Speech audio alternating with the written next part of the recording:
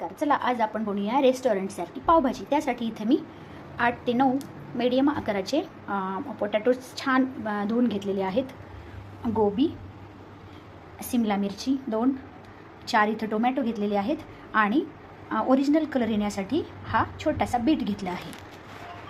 हे सगळं साहित्य मी स्वच्छ धुवून कट करून घेतलेलं आहे. इथं कुकरमध्ये घातलेलं आहे आणि ह्या बीटसुद्धा छोटासा यात मी टाकत आहे. आता कुकरला हे लावून घेत. या ग्लासनं 2 ग्लास पाणी टाकून मी कुकर आता गॅसवर ठेवत आहे. कुकरच्या शिट्ट्या होत आहेत तोपर्यंत आपण फोडणीची तयारी करू. 2 मोठे कांदे मी छान बारीक कट करून घेत आहे. 4 शिट्ट्या करायच्या आहेत आपल्याला कुकरच्या. इथं आपल्या कुकरच्या शिट्ट्या झालेल्या आहेत आणि कुकर थंडही झालेला आहे. आपल्या भाज्या खूप छान शिजलेल्या आहेत, तुम्ही पाहू शकता. इथं आता आपण बटाट्याची साल काढून या स्मॅशरनं छान बारीक करून घेणार आहोत. उकडलेले बटाटे मी थंड पाण्यात टाकलेले आहेत, त्याची आता साल काढून घेते. आमच्याकडं ना आज थोडेसे जास्त पाहुणे आलेत, त्यामुळं मी याची क्वांटिटी वाढवलेली आहे. बटाटे अजून पोळत आहेत त्यामुळे थोडंसं थांबते. माझी पावभाजी जास्त आहे म्हणून इथं मी गॅसवर खूप मोठा पॅन ठेवलेला आहे आणि तुमची कमी असेल तर तुम्ही 2 चमचे बटर, लोणी, तूप, ऑइल काहीही टाकले तर चालते, पण माझी जास्त असल्यामुळे इथे 4 चमचे टाकत. बटर छान वितळलेलं आहे. इथं आता मी मोहरी टाकते. मोहरी तडतडल्यानंतर जिरे, कांदा छान पिंक कलरमध्ये येईपर्यंत आपल्याला छान भाजायचं आहे. खूप सारा कांदा इथं टाकलेला आहे. आपण छान भाजून घेऊयात.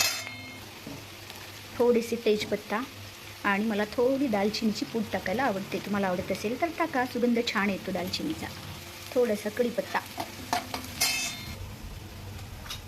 लाल मिरची पावडर, थोडी हळद.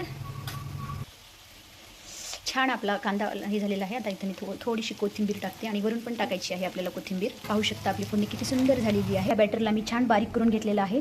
उकडलेलं पाणी जे उरलेलं होतं तेच मी हे पाहू शकता तुम्ही टाकलेलं आहे यामध्ये आणि बारीक केलेलं आहे. उरलेलं मी वरून सुहाणा पावभाजी मसाला आपण थोडासा टाकूया, 1 चमचा. वाव, आपली फोडणी किती सुंदर झालेली आहे. आता हे बॅटर आपण केलेलं बटाट्याचं सर्व व्हेजिटेबल्स यात टाकून घेऊ.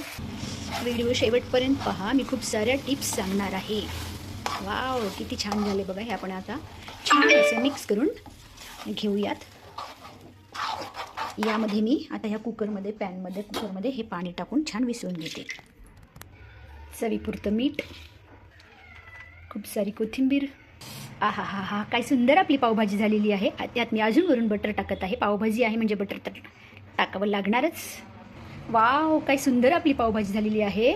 छान असा कलर आलेला आहे आपल्या भाजीला. घरच्या घरी बीट टाकल्यामुळे सुंदर कलर आलेला आहे. याला आपण आता असंच 5-10 मिनिट शिजवणार आहोत.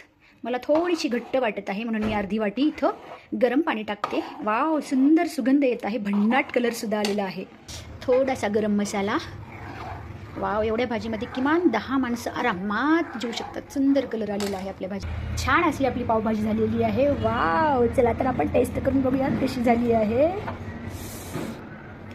वाव, सुंदर.